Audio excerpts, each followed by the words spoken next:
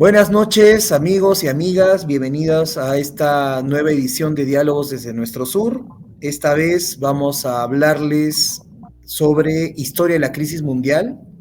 El año pasado se cumplieron 100 años de las conferencias que diera Mariátegui después de su retorno de Europa, ¿no? Y en las cuales abordó pues distintos temas vinculados a sucesos, a acontecimientos muy importantes acaecidos en el mundo, en torno a la Primera Guerra Mundial principalmente, ¿no? Y a una serie de fenómenos que de alguna manera consideramos nos pueden dar algunas luces sobre el presente, y en esa perspectiva es que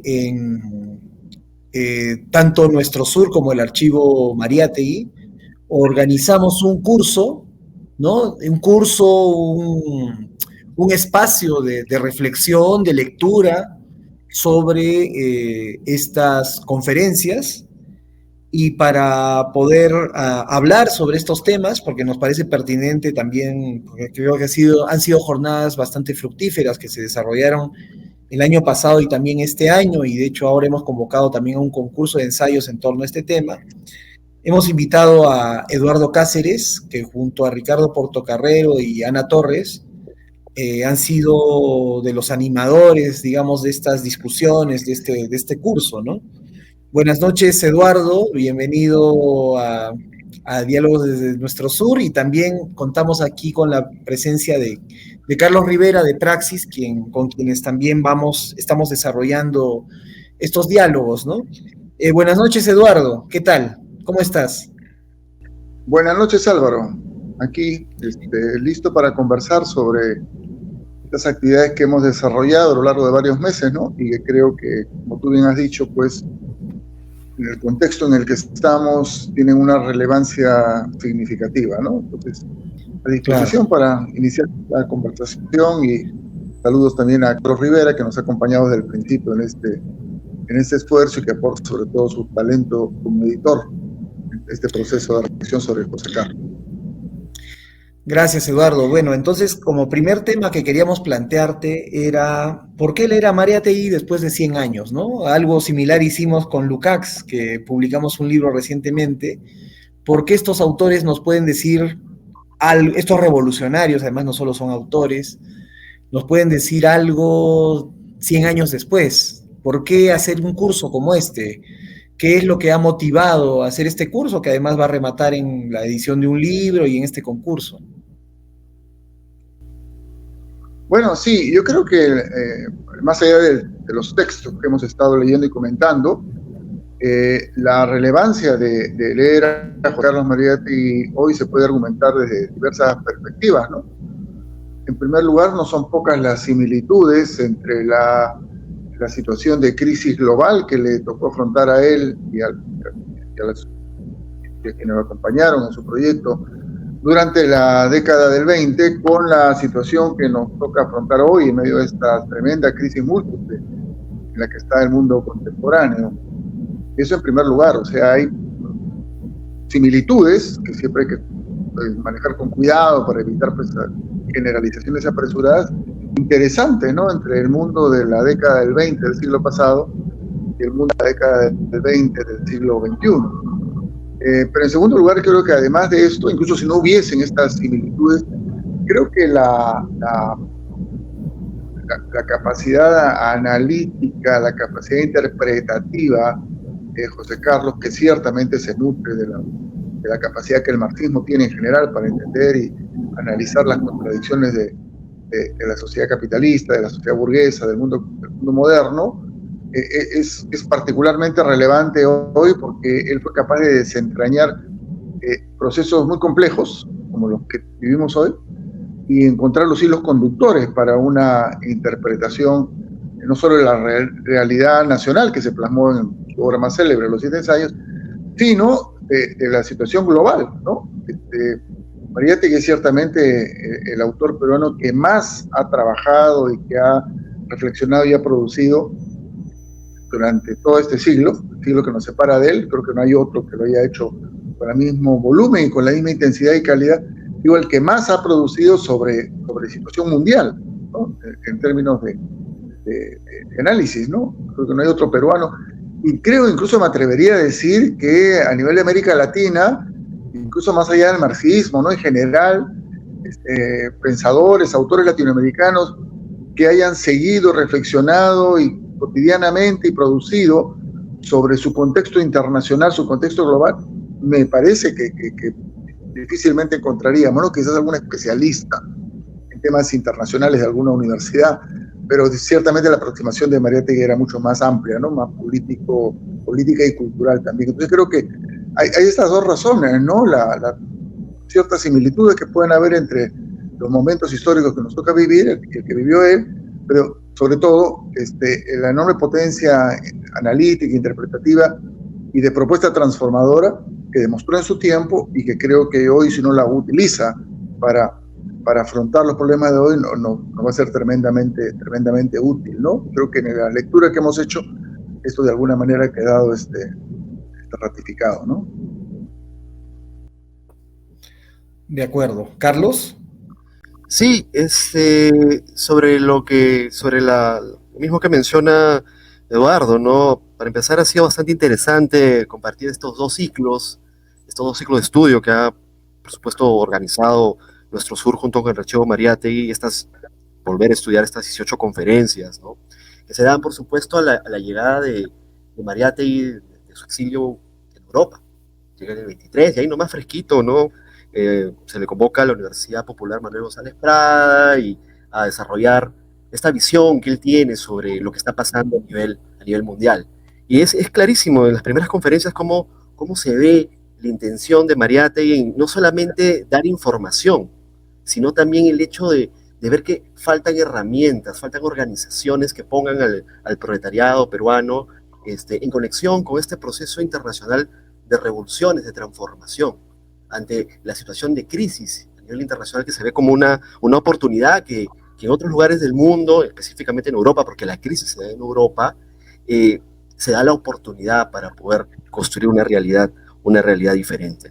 Entonces eso incluso para algunos es como que marca un hecho importantísimo del proceso de la construcción de alternativas políticas ya en un Perú moderno, en un Perú donde se va a construir partidos de masas.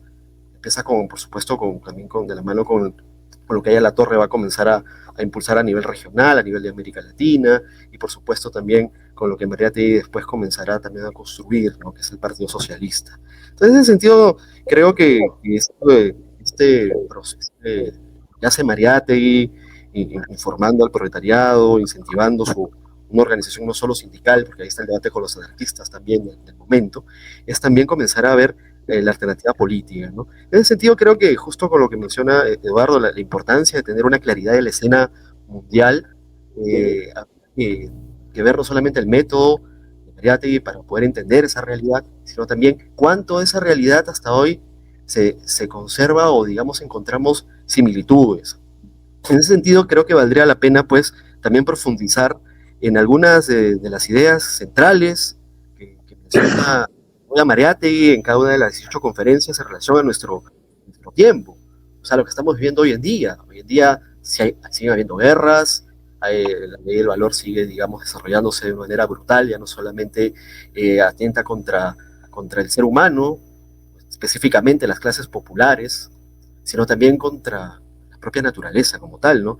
Y ahí habría, pues, que desarrollar un segundo momento, creo, ¿no, Álvaro? Sobre esto de acuerdo a nuestro tiempo.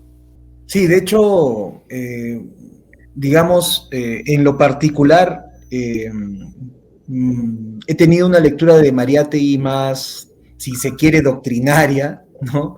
Le he dado mucho peso en mi caso a eso y creo que este ciclo me ha ayudado a ver más bien un Mariátegui político y periodista, ¿no? Que, digamos, hace sus reflexiones al calor de la acción política muy concreta, ¿no? Ahí, Eduardo, tú has resaltado varias veces Mariátegui que es capaz de construir como las fisonomías de los actores, Entonces yo quisiera plantearte, ahí también dialogando con Carlos, sobre lo que él dice, ¿no? Primero, parece aparece un Mariátegui con una metodología, efectivamente, como dice Carlos, ¿no? De lectura de la realidad concreta, digamos, ¿no? Más allá de los 7 ensayos, que puede parecer incluso más programático, sociológico, si se quiere, no sé, histórico también, por supuesto, pero, y hay otros Mariátegis donde más bien vemos la defensa del marxismo, ¿no? Ciudad del mito, ¿no? Más filosófico, si se quiere, más ideológico. Acá hay una mirada como la del 18 Brumario de Marx, me da la impresión, ¿no? Una definición más clara de los actores, ¿no? De sus características. Por un lado eso, y por otro lado, ¿qué ideas poder destacar de estas conferencias, como decía Carlos, ¿no? De esas varias conferencias que dio Mariátegui, ¿cuáles podrían ser, digamos, los elementos más importantes, interesantes, Eduardo? Sí, creo que ya Carlos lo avanzó y tú también, ¿no? Me parece que hay dos, creo yo, rasgos que se combinan y bueno, tienen también sus desarrollos, ¿no? Uno es la visión epocal de la coyuntura, ¿no? O sea, Mariátegui va a partir de determinadas afirmaciones sobre la época, sobre el momento, no, la época no tan sí, sino por la densidad, ¿no es cierto?, de la historia que se vive en ese momento histórico, ¿no? Y él dice que la época es revolucionaria, ¿no? Y él parte de esa, ubica toda su reflexión en el marco de esa afirmación fundamental, ¿no? Lo cual no implica que haya revolución todos los días, ni que la gente esté en las calles todos los días, ni siquiera que hayan ofensivas permanentes, ¿no? Incluso al interior de esta visión epocal, ¿no? Él va a plantear claramente que existen momentos de ascenso, momentos de reflujo, ofensivas, defensivas, incluso derrotas, ¿no? Como constata para el caso de la Revolución Húngara, ¿no? Artículos sobre la Revolución Húngara. Pero junto con eso, el protagonismo de los actores, ¿no? O sea, Mariátegui, a diferencia de otros marxismos, que bueno, ahora ya eso no se menciona mucho, pero en la segunda mitad del siglo XX hubo visiones más estructuralistas del marxismo, en el cual parecía que las estructuras por sí solas eran las que hacían la historia, ¿no? Mariátegui no tiene esa visión. Para Mariátegui la historia es, tomando la frase de Marx, es la historia de la lucha de las clases, la lucha de los actores, ¿cierto? Y las clases no son abstracciones, no son simplemente definiciones económico-sociales. Las clases son sujetos de carne y hueso, ¿no es cierto? Que parten de determinados enraizamientos económicos, que asumen determinados intereses, que hacen determinadas experiencias, ¿no? Hay mucha cercanía en esa visión de las clases de Mariátegui, como lo hemos comentado, ¿no? Y Álvaro en particular ha insistido en eso por su formación como historiador con los historiadores marxistas británicos, ¿no? Esta visión dinámica, dialéctica y histórica de las clases, ¿no? A diferencia de algunos de los marxistas franceses, y sus discípulos, que tienen una visión más estructural de las cosas.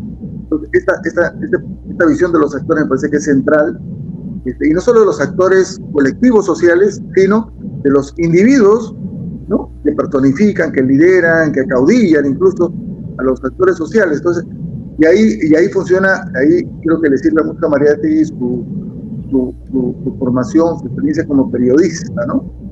Un periodista no puede hablar de abstracciones, un periódico tiene que hablar de eventos y de personajes y de personas. Y esta capacidad de captar, ¿no? Los rasgos fundamentales del personaje, ¿no? Llámese Mussolini, llámese el Anuncio, ya propio Lenin, ¿no? Pelacún, etcétera, ¿no? Captar la peculiaridad del personaje y vincularla con el momento histórico es un rasgo muy importante, muy logrado y difícil de explicar, por cierto, pero es clave. Yo siempre digo que en eso además hace economías políticas, como decíamos en las conversaciones del ciclo, de Lloyd George, de Clemenceau, de los políticos burgueses, ¿no? Sabe captar la peculiaridad de cada uno, ¿no? Y cómo su posicionamiento de clase se va a reflejar en estilos, en tono de voz, quizás incluso, ¿no? Y eso se lo transmite y eso capta mucho a un público, ¿no? Capta mucho, no es casual, pues, entonces, que las crónicas periodísticas de Mariátegui Internacional hayan tenido tanto impacto y tanto éxito en muchos términos. Eso vivía él, ¿no? De estos artículos, y no era por hacerle un favor que se lo publicaba, porque era un prestigio para Variedades y Mundial, ¿no? Tener artículos de esta calidad, que seguramente pues eran leídos y comentados ampliamente entre los lectores de Marx. Creo que esas dos cosas, ¿no? como más cosas que después también temporal, y que no es una cosa dogmática ni de ilusiones, ¿no? Ni de fantasía, sino es un encuadramiento histórico, y el protagonismo de los sectores sociales, la clase, los movimientos colectivos, los partidos, como de los individuos, ¿no? Que están ahí imbricados con clase, con movimientos. Para terminar, ya hemos marcado mucho en el curso la diferencia entre esta aproximación y la que lamentablemente ha estado extendiendo incluso en las izquierdas, que es una visión más geopolítica de la internacional. Y ahí hay una diferencia fundamental entre el marxismo y la geopolítica que no me cansaré de insistir. La geopolítica tiene un origen reaccionario, de derecha, ¿no? Y no es casual porque para la geopolítica los protagonistas de la historia son los estados, ¿cierto? Que la disputa entre los estados e incluso entre los bloques. Esto es muy diferente a la visión marxista de que lo que hace la historia no son los estados, los bloques, sino las clases sociales, la dinámica de la clase. Incluso los grandes conflictos internacionales, esto a primera vista, los estados tienen a la base, ¿no? Conflictos entre clases sociales que son transversales a los estados, como efectivamente se demostró en la crisis del 20, eso que en ese momento fue la Revolución Rusa, que de alguna manera también, creo yo, hoy día, ¿no? Gracias, Eduardo. Carlos, igual, digamos, ¿qué claves podemos encontrar en estas reflexiones, en estas conferencias que da Mariátegui, ¿no?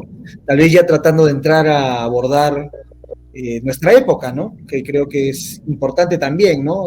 Bueno, estamos llegando a concluir que efectivamente la época de Mariátegui se vivió una crisis multidimensional, como lo ha dicho Eduardo, ¿no? Esta forma de aproximación tan interesante que tienen estos revolucionarios en esa época, es un elemento importante, esa lectura además desde la clase, y no desde la geopolítica, como lo dice Eduardo, que creo que es un tema efectivamente muy, muy relevante, ¿no? Y sin embargo, ¿por qué, digamos, qué claves nos puede ofrecer leer a Mariátegui para entender nuestro tiempo, o sea, concretamente, ¿no? ¿Cuáles serían esas similitudes? También nuestras especificidades, en todo caso, que creo que también serían importantes, no se repiten los tiempos, pero no estamos en una época necesariamente revolucionaria. Justo hace poco leía, ¿no?, que la revolución ahora, más que un deseo, es una necesidad, ¿no? Pero no se ha logrado convertir en un deseo, ¿no? Entonces, ¿qué podríamos decirnos sobre eso, Carlos?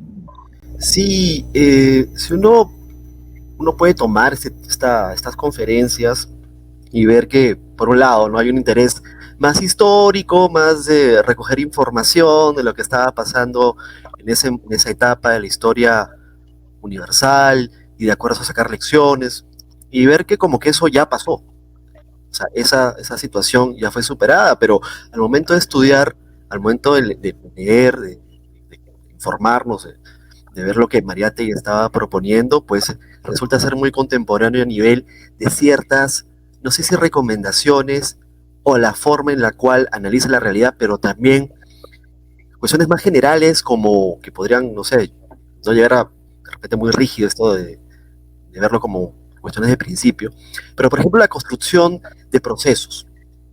¿Quiénes construyen los procesos? ¿Quiénes están inmersos en todo esto? O sea, ¿cómo construir alternativa política en relación, en función a eso? O sea, los movimientos, organizaciones políticas no pueden flotar en la realidad. Y ahí, por ejemplo, cuando ve el caso de la conferencia sobre la Revolución Rusa, y Mariátegui hace una descripción bastante interesante sobre las diferentes fuerzas políticas y cómo tienen su relación con diferentes sectores, con clases sociales y sectores de clase, y no es un tema solo de representación, de convencer a la gente por medio de cuestiones programáticas, sino que también son las propias clases, como los obreros, los campesinos, clases medias intelectualizadas, que asumen un papel activo. O sea, están inmersos. O sea, no solamente es espero que mi dirigente, espero que la organización a la que yo apoyo haga lo que yo deseo que se haga, sino yo estoy allí. Yo soy parte del movimiento, yo soy parte de la historia. Mi voluntad es parte de la voluntad colectiva, construyendo un bloque histórico o lo que como se le quiera denominar. Y no solamente viendo la solución inmediata de mi problema, sino también en perspectiva al futuro, en el sentido de construir una nueva realidad. Eso es lo que se puede ver en cada una de las conferencias y nos ayuda pues a cómo poder analizar nuestra realidad y sacar a la luz lo que está ocurriendo. Por ejemplo, en el caso de nuestras izquierdas, cómo en realidad están o deberíamos, como izquierdas, tener una lectura mucho más precisa de lo que está ocurriendo y sobre la base de eso avanzar. Por ejemplo, la lectura de cuáles son los sujetos colectivos, sujetos sociales, hoy existentes, y cómo nos vinculamos hacia ellos, cómo ellos hacen política, cómo ellos están asumiendo su papel dentro del proceso y dentro de la historia. Hacen la historia, sí, hace poco hemos tenido la revuelta, o algunos llaman estallido, entre finales de 2022 y comienzos de 2023, y eso ha sido un proceso de politización interesantísimo, la cual deberíamos tomar bastante en cuenta y se sigue tomando y se está tomando en cuenta, lo sabemos, se está debatiendo, se está analizando, se está escribiendo, se está investigando. En todo caso, por ese lado acudir, ¿no? Y también, por supuesto, la genialidad, diríamos algunos que tienen Mariátegui, para poder colocar en textos tan breves como artículos periodísticos, pero también son ensayos, y graficar de una manera tal los procesos que, digamos, nos muestra de manera sintética qué estuvo pasando en diferentes lugares de Europa, no solo en Europa, sino también en el Oriente, el papel de la internacional, y en relación a eso, cómo se ubica en el presente, cómo nos ubicamos ante una realidad internacional que ahora se vive, cómo se ubica el Perú. El Perú en el debate regional, el Perú en los ciclos progresistas, el primer y segundo ciclo progresista. Preguntarnos, por ejemplo, por qué el Perú no ha sido parte de estos ciclos. O si lo intentó o lo intentamos, ¿por qué no pudimos ir más allá?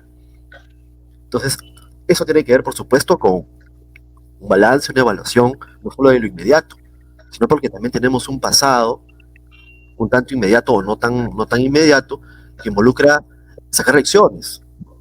Tenemos la desaparición de nuestra izquierda en los 90, tenemos una reconstrucción que se está iniciando, queremos algunos, desde el año 2014, 2015 en adelante, seguimos en ese proceso, ¿no?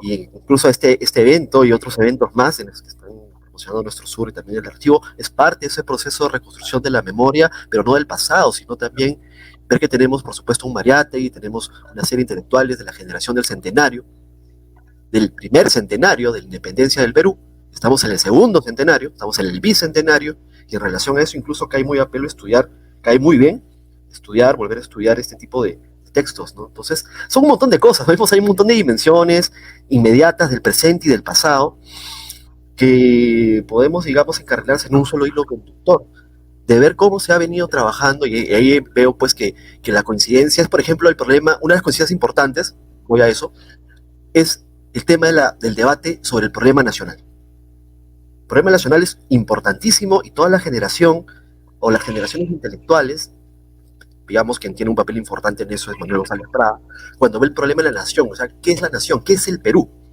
Y ese problema sigue hasta hoy, ¿qué es el Perú?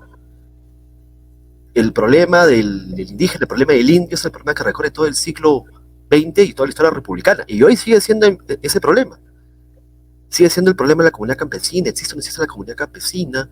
¿Cómo se estuvo, por ejemplo, algunos dicen eso, ¿no? La revuelta del 2022 y 2023, por medio del apoyo solidario, colectivo, comunitario, las redes que funcionaban a nivel nacional, por ejemplo. Entonces, hay muchas cosas que están en ese pasado, que están influenciadas por la escena mundial de un momento, digamos, de carácter revolucionario, de esa época revolucionaria, y ahí hay una cuestión vinculada a lo que menciona Lukács en ese libro que hemos editado con Nuestro Sur, sobre Lenin, la coherencia de su pensamiento, sobre qué implica el carácter revolucionario de una etapa, ¿no? Que algunos pensamos que hasta hoy sigue siendo, tiene el mismo carácter, ¿no? No es una cuestión solamente de la lucha inmediata, de la coyuntura, sino que en realidad nos damos cuenta que hay un problema de fondo, y ese problema de fondo involucra ciertos actores, y esos actores están en el presente, y no son países, no son estados, sino son clases que tienen correlaciones o tienen, digamos, alianzas internacionales a las cuales nos enfrentamos. Entonces eso también se puede ver en el caso de Mariátegui, el momento que se analiza la escena mundial en función a que el proletariado o el movimiento popular del Perú en ese momento no está aislado, está en función a una realidad internacional, no solo regional, sino también mundial. Entonces por ahí un poquito como que nos interesa bastante y nos interesó a los compañeros de Praxis participar en los dos ciclos, ¿no? Incluso ahora que de muy buena, creo, muy acertado, ver el tema de la convocatoria de este concurso de ensayo. Eso por mi cuenta.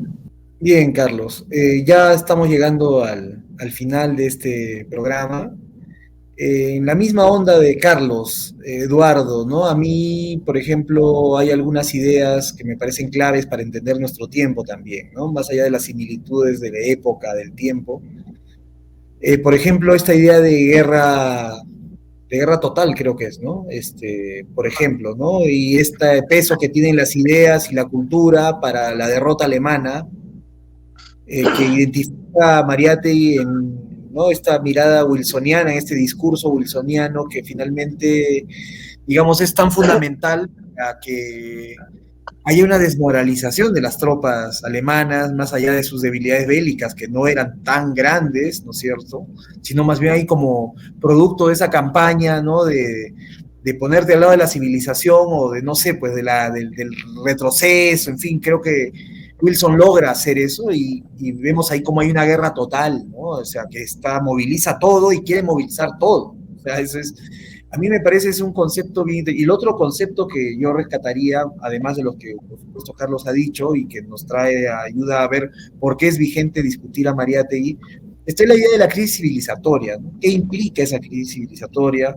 Y Mariátegui lo dice claramente: crisis económica, crisis política, crisis ideológica o filosófica, ¿no? Un poco como la bancarrota, digamos, de los horizontes de sentido que guiaban la acción en todo nivel de la humanidad, ¿no?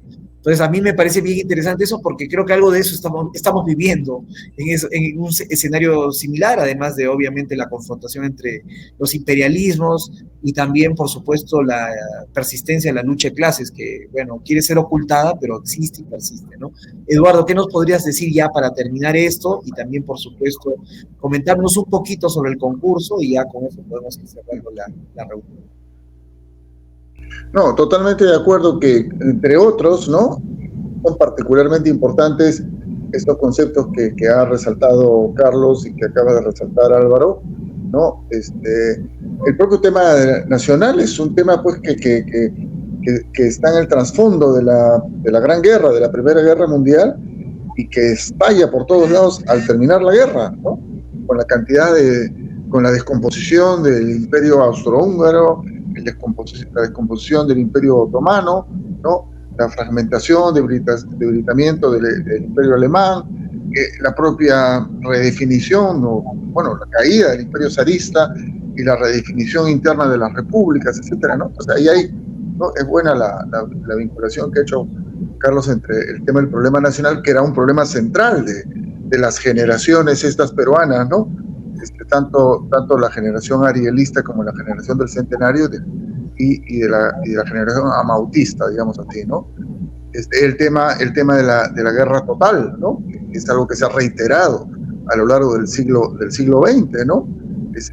En esa clave se podría leer, por ejemplo, el actual conflicto en el Medio Oriente, esta guerra genocida de Israel, la resistencia palestina, y uno se podría preguntar, ¿quién está ganando la guerra? Y no está ganando la guerra el que está matando más gente, que lamentablemente está masacrando poblaciones, y el que tiene más tanques en el territorio, ¿no?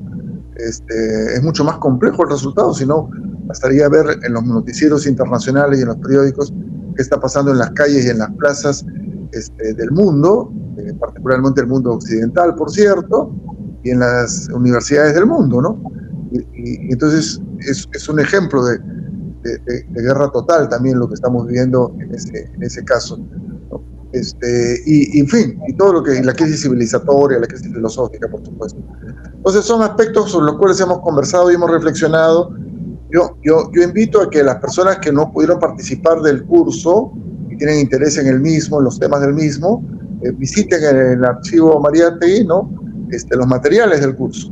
ahí están archivados, están accesibles, con un clic están accesibles, tanto los materiales escritos, ¿no? Algunas separatas que se repartieron para motivar la lectura, la discusión, los textos mismos de las conferencias de Mariátegui, algunos de ellos incluso en versiones mucho más exactas que las que conocemos por las publicaciones impresas, porque son manuscritos que en algunas ocasiones no han sido transcritos adecuadamente. La versión que hoy tiene el archivo Mariátegui es la versión original de José Carlos, manuscrita, etcétera, y eso es lo que está transcrito, eso es lo que está ahí a disposición. Y también el registro en video, ¿no? De lo que fueron las discusiones, y creo que va a ser interesante que se constate cómo hay un interés transgeneracional, ¿no? Porque lo que hacíamos en cada sesión era invitar a que personas que estaban inscritas en el curso asumiesen la presentación de los textos que se iban a discutir, ¿no?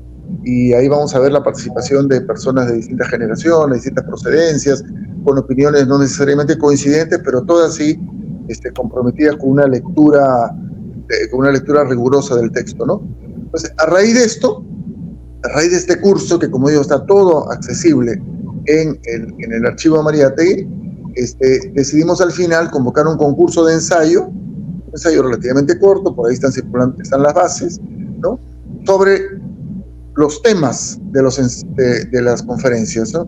No necesariamente se trata de hacer un comentario exegético o académico sobre las conferencias, también puede hacerse eso si alguien considera pertinente, y no necesariamente tiene que ser exactamente sobre el tema de la conferencia, sino como hemos hecho en esta conversación, ¿no? ¿Qué temas nos deja, qué enfoques, qué similitudes se podrían establecer con el presente, qué nos aporta hoy el leer esos textos y enterarnos de lo que pasaba en esos años, qué sé yo.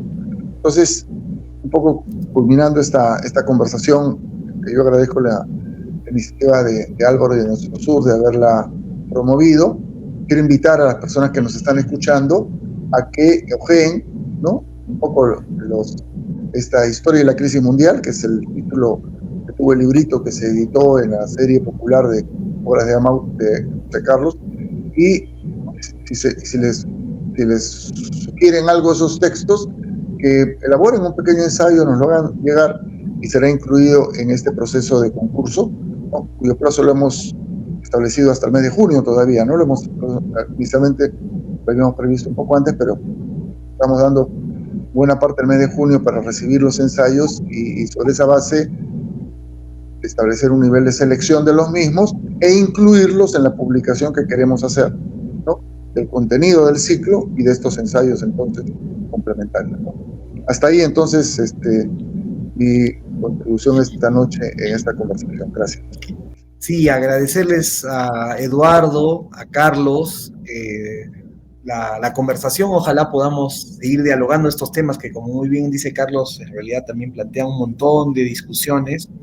Creo que hemos tenido una aproximación algo distinta a Mariátegui, digamos, además, como dice Eduardo, un diálogo intergeneracional, ¿no? Ha sido muy grato ver a muchos compañeros más jóvenes interesados en estos temas, ¿no? Y dialogando sobre, y además sabiendo tanto, ¿no? O sea, yo me he quedado gratamente sorprendido por esto, y como decía Eduardo, ¿no? Invitarles a participar de este concurso que creo que es interesante, importante, y pueden visitar las páginas del archivo Mariátegui, que es mariategui.org, donde podemos encontrar las bases del concurso. También en nuestro sur.pe pueden encontrar ahí plazos, fechas, formatos, ¿no? Son textos que no son muy largos. Entonces, ahí también podemos encontrar todos los materiales. Y ya, eso, agradecerles mucho entonces la atención que han tenido para esta nueva versión de Diálogos desde Nuestro Sur, y será hasta el siguiente jueves. Muchísimas gracias. Saludos. Un abrazo a todos y todas.